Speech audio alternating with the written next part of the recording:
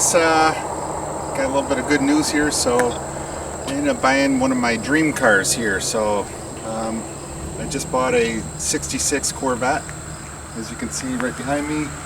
It's a red 66 convertible. It's a 327 300 horse original car. It's got a white car. The car was restored maybe about 10 years ago, but it's a real nice car. I would have loved to hit a 427 car.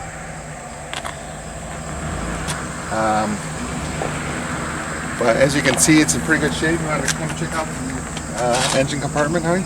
Sure. So it's 327 300. It's a 4-speed car. Like I said, it was all restored. Like, everything's really pretty nice. You know, the steering, the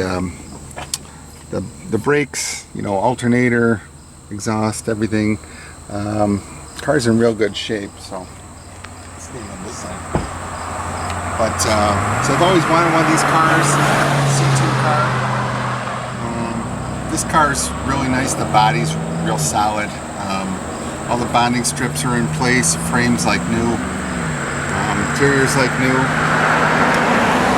So I thought about buying a car and restoring it, but it's a lot of work. I'd probably have a car with the same amount of money or more, but I thought this was a real good deal, so I bought it.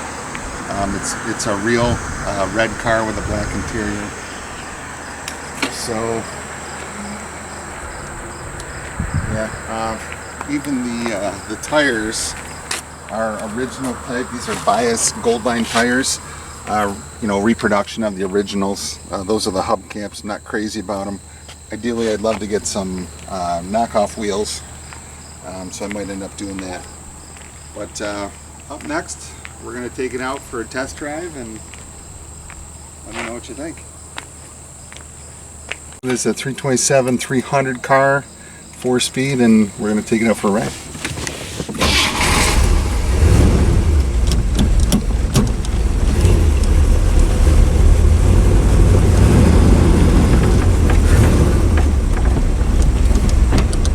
Did you leave your water out there? Yep.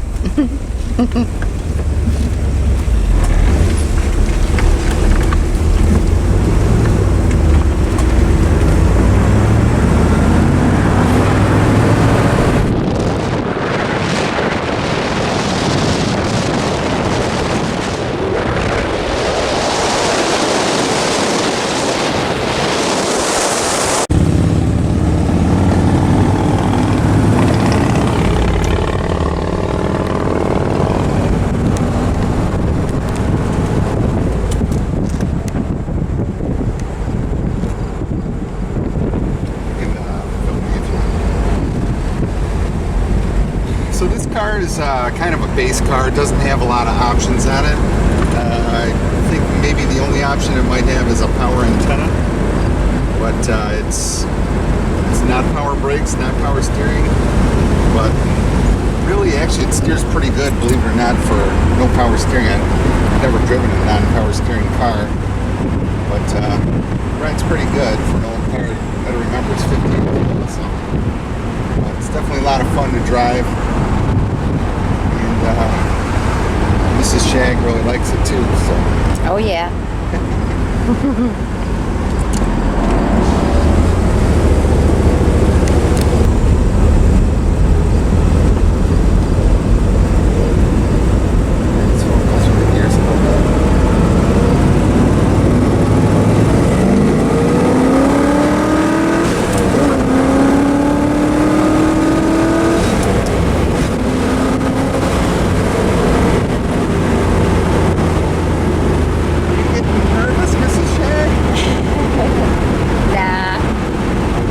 Death grip you have on bicycle.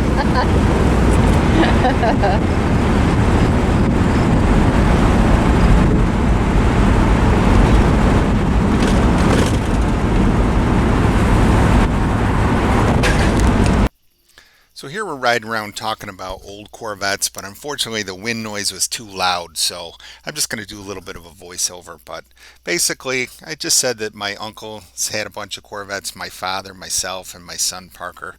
So I really enjoy all the old classic Corvettes. Probably my three favorites are a 1960 Corvette, a 67 Corvette and a 69 Corvette. Those are the C1, C2, and C3 generations that I really enjoy the most. This is a 66. It's almost identical to a 67. Ideally, I would love to have a 67 427 car, but those cars are probably about $100,000 now. So what I think I'm going to do is, this is a numbers matching 327 car. So I think I'm going to take the motor out, set it on the shelf, and I actually have a 427 that is identical to the motor that came in this car originally that could have been bought in it. So I think I might make a 427 clone, so it'll be a lot cheaper. No one will know except for you guys and me. So, but anyways, so we're just riding around. We're trying to take some different views, and with the camera above here, got a little too much wind noise, but I really like this car. I've never driven a C2 before, and it's kind of funny. It sounds a lot like C3s, and but you sit up a little higher in it. C3s, you're down a little lower. That's what I'm saying right here is, you know, I can definitely tell a difference in the seating position. You're a little more upright. So, but anyways, I really like this car. Here's a look out the front end, but there's nothing like riding around in a classic Corvette convertible on a nice day. So hope you enjoy the video. You can look at me a little bit if you want, but this gauge is a good one to look at. But I mean, not just that, like kind of where we're going.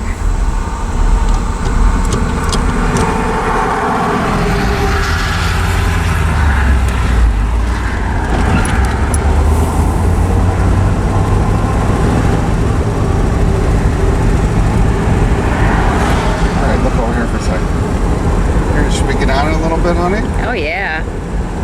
See what she's got? Let's see what she's got. I need to let her run? Yeah.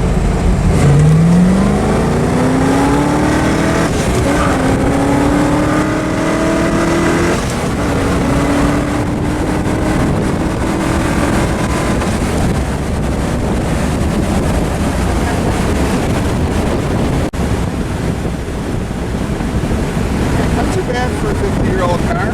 Pretty sweet. Oh yeah.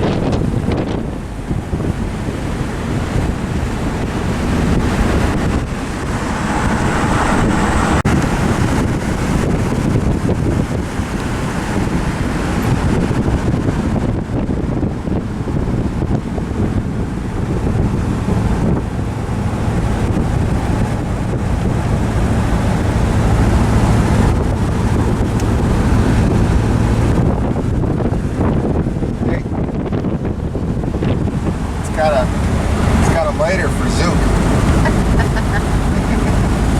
And an ashtray. Hey guys, so I got the car up on the lift, and I'm gonna kind of show you what it looks like underneath. So as I mentioned, this car was restored about 10 plus years ago. It's one of the reasons I bought it, because I thought it was a really good deal for the amount of money and the condition of the car. I just couldn't do one for this much money. So let's go take a look.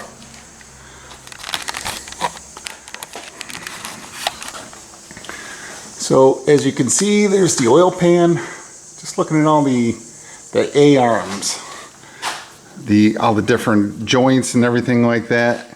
Springs, how clean it looks underneath here. You know, it's just real good condition. Like everything is just solid, not loose or sloppy. Exhaust looks in great shape. There's a transmission underneath the car, looking at the fiberglass. You know, everything looks in real good shape. Here's the rear end. So I don't know if people know, but not everybody knows that a Corvette has an independent rear suspension. So what it has is, these are called half shafts. So this is like a little small drive shaft, and it's independent, so it can, you know, maintain traction going over a bump. But everything looks real good shape under here.